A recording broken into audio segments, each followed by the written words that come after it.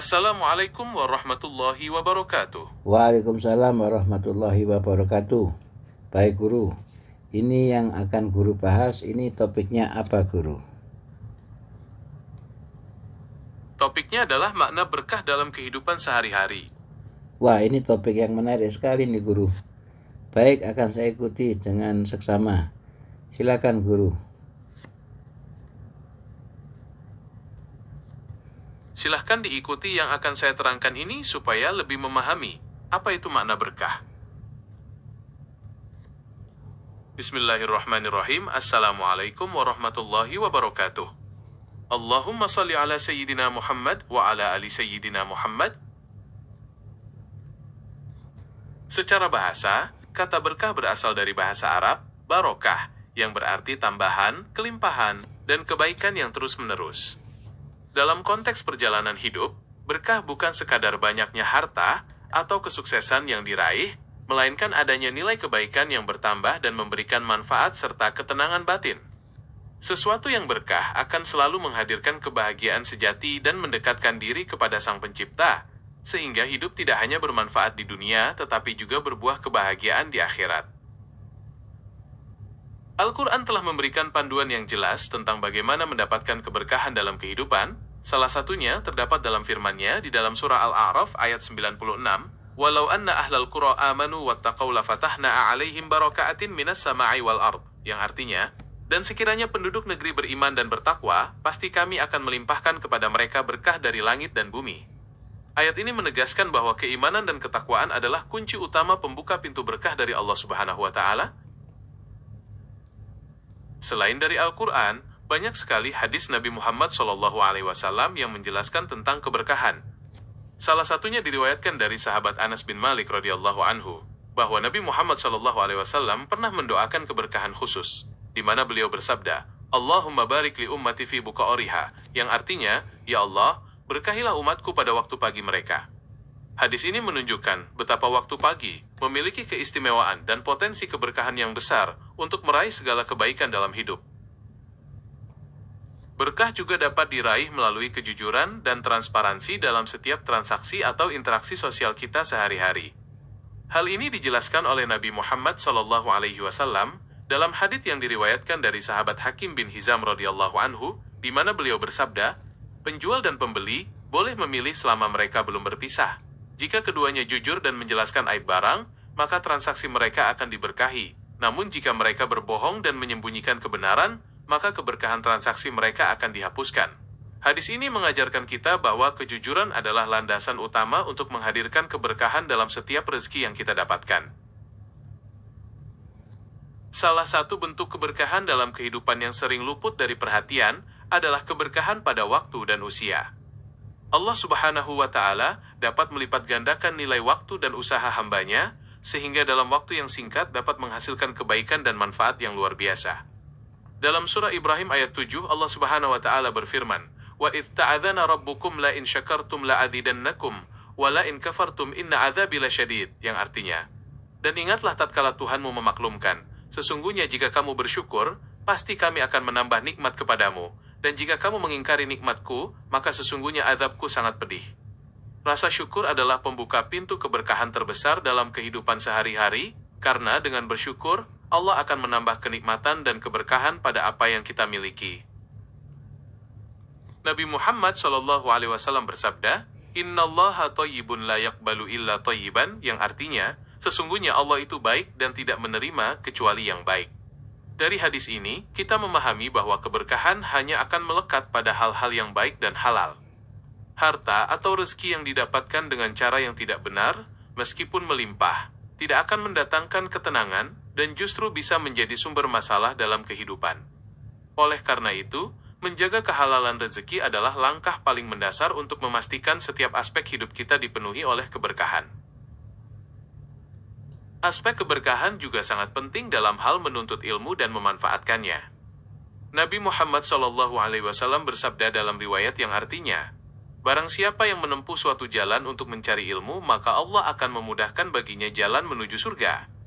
Ilmu yang berkah adalah ilmu yang diamalkan dan bermanfaat bagi sesama, bukan sekadar wawasan yang tersimpan.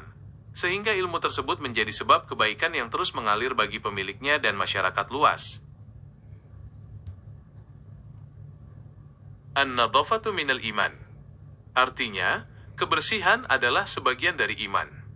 Keberkahan dalam hidup juga tercakup dalam kepedulian terhadap kebersihan lingkungan dan diri sendiri, karena dengan menjaga kebersihan, kita menunjukkan rasa syukur atas nikmat kesehatan dan menciptakan suasana yang nyaman dan kondusif untuk beribadah, serta beraktivitas dengan baik. Man ahabba an yubsata lahu fi rizqihi wa yunsa'a lahu fi atharihi falyasil rahimahu. Artinya, barang siapa yang suka dilapangkan rezekinya dan dipanjangkan umurnya, maka hendaklah ia menyambung tali silaturahmi. Keberkahan dalam kehidupan juga sangat dipengaruhi oleh bagaimana kita menjaga hubungan baik dengan keluarga dan kerabat. Karena silaturahmi adalah salah satu sebab tercurahnya kebaikan dan keberkahan baik di dunia maupun di akhirat. Al-Quran juga mengajarkan bahwa keberkahan dapat diraih melalui amalan sedekah dan infak di jalan Allah Subhanahu wa Ta'ala. Dalam surat Al-Baqarah ayat 261, Allah Subhanahu wa Ta'ala berfirman, "Matsalul ladzina yunfiquna amwa'alahum fi sabilillahi kamatsali habatin ambatan sab'a sana'abilla fi kulli sumbulatin mi'atu habbah. Wallahu yudaifu liman yasha'u wallahu wasi'un alim."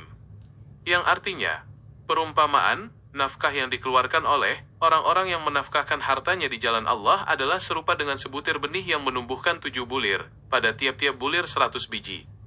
Allah melipat gandakan ganjaran bagi siapa yang Dia kehendaki. Dan Allah Maha Luas, karunia-Nya lagi Maha Mengetahui.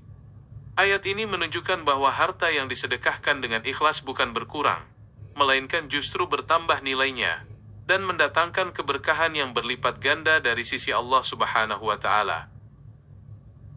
Keberkahan juga sangat berkaitan dengan keberkahan dalam mempelajari dan mengamalkan isi Al-Quran. Allah Subhanahu wa Ta'ala berfirman dalam surah Al-An'am ayat 155, "Wa hadza kitabun anzalnahu mubarakun fattabi'uhu wattaquna la'allakum turhamun," yang artinya, dan ini adalah kitab Al-Quran yang kami turunkan yang diberkahi, maka ikutilah dia dan bertakwalah agar kamu diberi rahmat. Ayat ini menegaskan bahwa Al-Quran adalah sumber dari segala keberkahan hidup ketika manusia menjadikannya sebagai petunjuk dalam setiap langkah kehidupannya. Allah Subhanahu wa Ta'ala berfirman dalam surah An-Najm ayat 39-40, "Wa allaysa lil insani illa ma sa'a wa anna sa'ahu sawfa yura," yang artinya, dan bahwa manusia hanya memperoleh apa yang telah diusahakannya, dan sesungguhnya usahanya itu kelak akan diperlihatkan kepadanya. Keberkahan dalam hidup juga sangat terkait erat dengan usaha dan kerja keras yang diiringi dengan tawakal kepada Allah Subhanahu wa Ta'ala.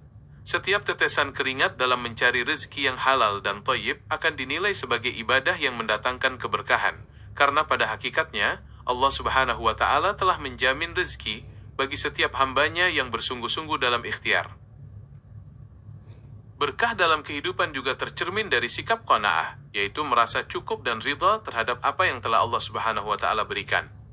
Nabi Muhammad SAW bersabda, "Qad aflaha man aslama wa ruzika kafafan, wa qanna'ahu Allahu bima ata'ahu," yang artinya, sungguh beruntung orang yang berserah diri kepada Allah, diberi rezeki yang cukup, dan Allah memberinya rasa puas qanaah dengan apa yang telah diberikannya. Sikap ini menjaga hati dari ketamakan dan memungkinkan keberkahan terasa lebih nyata dalam setiap kondisi. Berkah juga merupakan hasil dari ketaatan terhadap perintah dan menjauhi larangan Allah Subhanahu wa Ta'ala. Dalam surah Al-Maidah ayat 55, Allah Subhanahu wa Ta'ala berfirman, "Innama waliyukumullahu wa rasuluhu waladzina amanu alladzina yuqimuna as-salata wa yu'tuna adz-zakata wa hum raki'un," yang artinya, sesungguhnya penolong kamu hanyalah Allah, Rasulnya, dan orang-orang yang beriman, yang mendirikan sholat dan menunaikan zakat, seraya mereka tunduk kepada Allah.